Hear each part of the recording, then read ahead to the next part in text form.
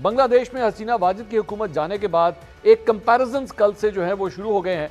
बल्कि पाकिस्तान तहरीक इंसाफ ने कल स्वाबी के जलसे के अंदर भी इसका जिक्र किया, आज कौमी असेंबली के फ्लोर के ऊपर भी जो है इसका जिक्र हुआ और शहबाज शरीफ साहब को बार बार ये मैसेज दिए गए कि जनाब पूछ लें, देख लें, हसीना वाजिद से डिस्कस कर लें कि भागा किस तरह जाता है, क्या तरीकाकार होता है। ये ना हो कि आपको इसका मौका भी ना मिले।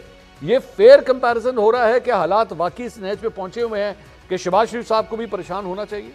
नहीं मंसूर अली खान साहब, ये बिल्कुल भी फेयर कंपैरिजन नहीं है। बांग्लादेश की अपने डायनामिक्स हैं, पॉलिटिकल डायनामिक्स हैं, अपनी उनकी ग्राउंड रियलिटीज हैं और ये सोचने समझने की जरूरत है सबको। बतौर सहाफी मैं तो इस चीज को देख के हैरान थी कि बांग्लादेश, आपने भी जिक्र किया कि उसके इकोनॉमिक मॉडल की, उसके गवर्नेंस मॉडल की पाकिस्तान में भी मिसालें दी जाती थी अभी चंद हफ्ते पहले तक, चंद महीने पहले तक, कि देखिए बांग्लादेश कहाँ पहुंच गया, टेक्सटाइल कहाँ तक पहुंच गया, वगैरह वगैरह, so on and so fourth. Anyway, coming back to the point, coming back to your question, जो मैं जवाब देना चाह रही हूँ, पाकिस्तान तरीके इंसाफ तो देखिए अभी 1971 का शेख मुजीब का एक बयानिया, एक ट्वीट किया था। अभी कुछ हफ्ते पहले तक तो पाकिस्तान तरीके इंसाफ 1971 को पाकिस्तान के लिए या अपने लिए उसको इस्तेमाल करके या मिसयूज करके पाकिस्तान के खिलाफ एक बयानिए के तौर पे उसको सामने लेके आई थी। शेख मुजीब को तो वो हीरो बनाकर पेश कर रहे थे कि उनके साथ बड़ी ज्यादती हो गई।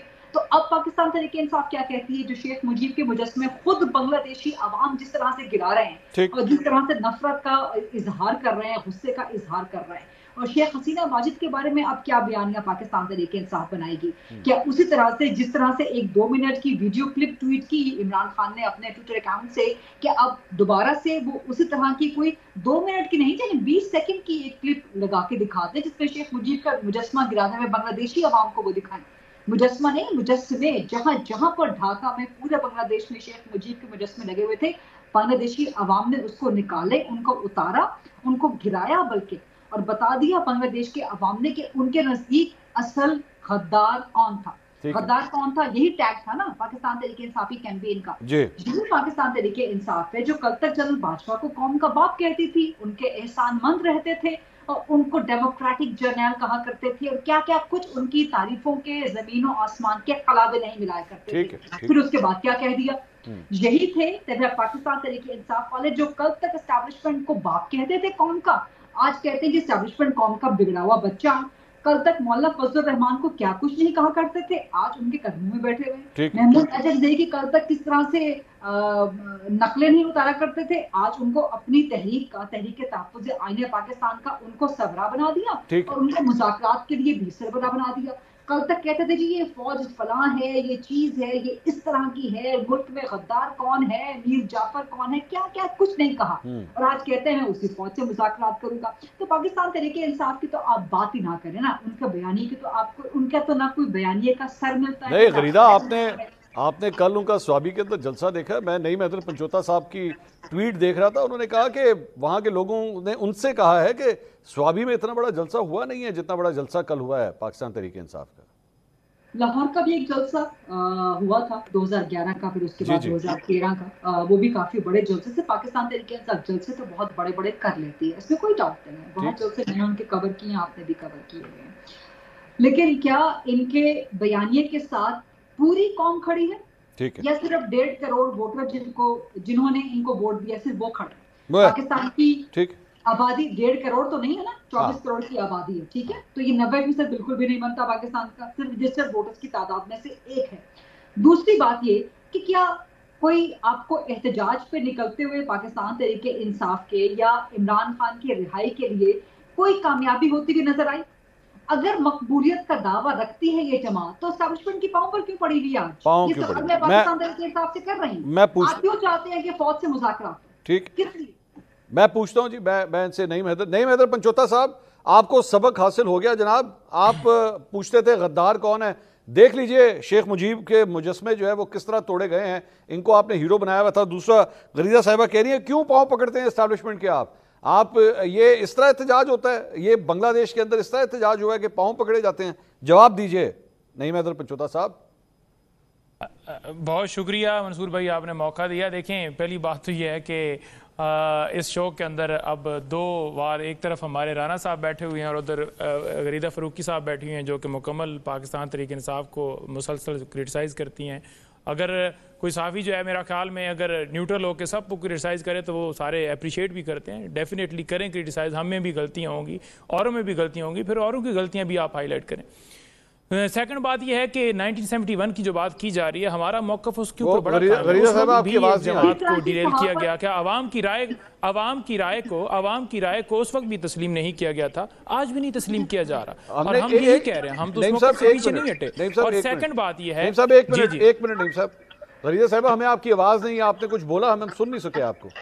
ये जो नईम साहब ने बात की है ना, ये नईम हैदर पंजोता अभी नए आए हैं, मेरा ख्याल है इनको चंद महीने हुए हैं पाकिस्तान तहरीके इंसाफ में, लेकिन मैं 2014 से पाकिस्तान तहरीके इंसाफ का ये सारा जबर बर्दाश्त कर रही हूँ। सो मैं नई नहीं हूँ ये इल्जाम बर्दाश्त करने में। तो एक तो हम सहाफत इनके कहने पे नहीं करेंगे, पाकिस्तान तहरीके इंसाफ के कहने पे। दूसरा, न्यूट्रल का लफ्ज ना इस्तेमाल किया करें बराए मेहरबानी। इस न्यूट्रल पर भी आप यू टर्न ले चुके हैं। अच्छा देखें गरीदा फरूकी साहिबा, आप अपनी बारी पे बात कीजिएगा, ऐसे फिर प्रोग्राम जो है ना वो नहीं चल पाएगा।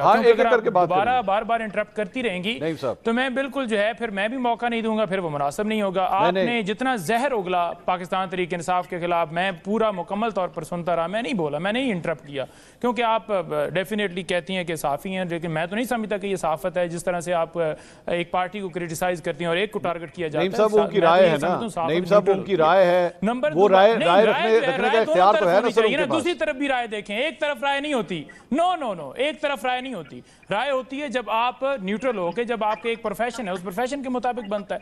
सेकंड बात यह है, मैं नया आया हूँ या पुराना आया हूँ, लेकिन अल्हम्दुलिल्लाह हक के साथ खड़ा हूँ, ठीक है। मैं आया हूँ और आप अपनी तरफ खड़ी हैं, ठीक है, आपका अपना एक मौकफ है। 1971 की जो बात की जा रही थी, बड़ा क्लियर है हमारा मौकफ, तो मैंने पहले आपको बता दिया कि अच्छा दूसरे लोगों के भी बयानात उठा लें ना, नवाज शरीफ साहब के उठा लें, बाकियों के उठा लें, ख्वाजा साहब के उठा लें, उनके भी बयानात उठा लें, उनके क्या थे मुजीबुर रहमान के हवाले से, और हम तो अब भी कह रहे हैं। और सेकंड बात यह है कि अगर एक बाप जो है उसकी बेटी जो है वो एक गलती करेगी, और सिर्फ गलती ये नहीं करेगी कि 14 साल से वो वहाँ पर वही जो आज पाकिस्तान के अंदर हो रहा है कि लोगों को उठाया जाना, उनके ऊपर मुकदमात बनाना, उनको जेलों में डालना, स्टूडेंट्स को कहना कि ये गद्दार हैं और 300 लोगों को शहीद कर देना, और फिर इसी तरह से ये सिलसिला जारी रहा। एक इलेक्शन हुआ, एक इलेक्शन के अंदर उन्होंने कहा जी कि एक इलेक्शन तो चोरी कर लिया गया और दूसरे इलेक्शन के अंदर किसी को जो है वो शामिल ही नहीं होने दिया गया, और फिर एकतरफा इलेक्शन हुआ।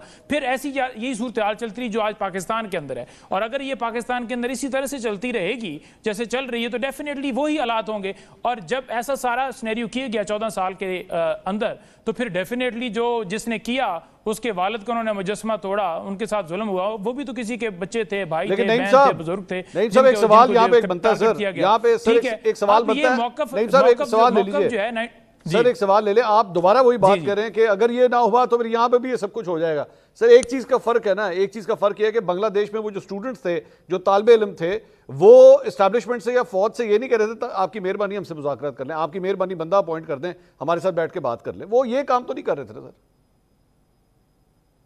नहीं, देखें वहाँ पर उनके ऊपर जुल्म सितम हो रहा था और वो खड़े हो गए और वो निकले और अपना हक के लिए निकले, जो उनके ऊपर सितम हो रहा था। अभी भी जो साबिक वज़ीर आज़म है और जो अपोजिशन लीडर हैं, जिनकी रिहाई के हवाले से हम सुन रहे हैं कि उनको रिहा किया जा रहा है या रिहा कर दिया गया है, उनको इसी तरह से डाला गया जैसे आज पाकिस्तान के अंदर सूरत हाल है। आज हमारे लोगों को जो सोशल मीडिया के वो दहशतगर्द कहा जा रहा है, आज वकला के ऊपर दहशतगर्दी के मुकदमा, मेरे ऊपर दहशतगर्दी का पर्चा है और लोगों के ऊपर दहशतगर्दी, आज हम सारे टेररिस्ट हैं। आज जो हक की बात करता है वो टेररिस्ट है। आज अगर कोई साफ़ी बात करता है उसे शहीद कर दिया जाता है। आज उसे कत्ल करने के बाद अगर जुडिशल कमीशन बनाने की दरखास्त जो है वो हाई कोर्ट के अंदर या किसी जगह पर जाती है तो उसके ऊपर जुडिशल कमीशन नहीं बनाया जाता। कौन नहीं बनाने दे रहा? कौन नहीं अरशद शरीफ के कत्ल के ऊपर जुडिशल कमीशन बनाने दे रहा? अगर यही सूरत हाल रहेगी तो डेफिनेटली वही सूरत हाल होने जा रही है। हम यही कह रहे हैं कि ये दोबारा गलतियां जो वहां पर हुआ और जो वहां पर ये सूरत हाल हुई, ये पाकिस्तान के अंदर भी इसी तरह से किया जा रहा है। जब आप आवाम को आवाम का हक नहीं देंगे तो डेफिनेटली इनकलाब की तरफ लोग बढ़ते हैं।